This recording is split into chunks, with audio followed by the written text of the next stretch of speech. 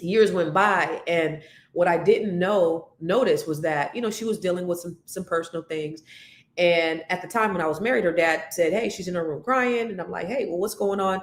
So I asked her, what's going on, and she was being bullied at school. And so then at that point, we started talking. That's when our relationship grew. I talked to her every single night. I made sure that we spoke every single night. I just listened. I was there, just there, and I listened. And that made our bond grow closer. And that, it made such a huge difference. And that's how we became besties. And so people often ask me, "How do you have such a great relationship with your children?" I don't have a great relationship with just one of my children. I have a great relationship with all four of them individually. And they ask, "How do you have a great relationship with all of your children?" Because I do. Now, my kids are all the things, right? They are trifling, they are lazy, they are wonderful, and they're amazing. They're all the things that children are. I'm not saying that what they won't do, but I know one thing, and I tell them this all the time. I'm so extremely blessed.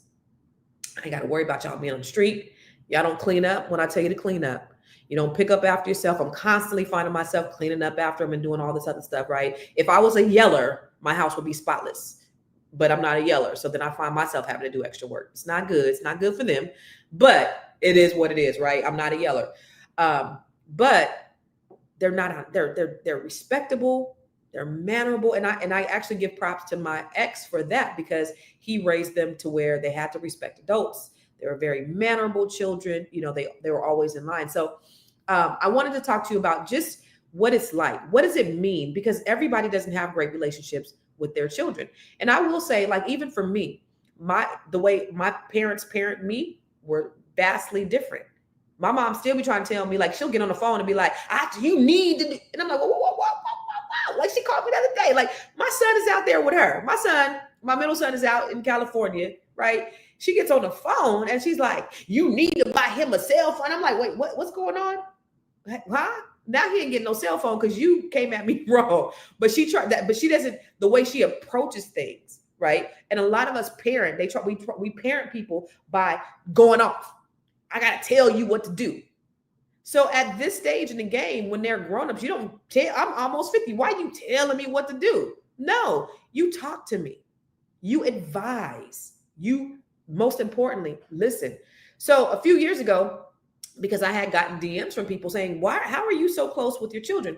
And so I did a little video with me and my daughter a few years ago, and this is what she said. Hey, it's your girl Constance Carter. And your girl Kyle Carter. People always ask, like, how do you have such a great relationship with your daughter? Because this is my bestie, and my bestie for the restie. So, Kyle, I don't know. Why do we have such a great relationship? I feel like ever since I was younger, she always treated me like my opinions matter type thing.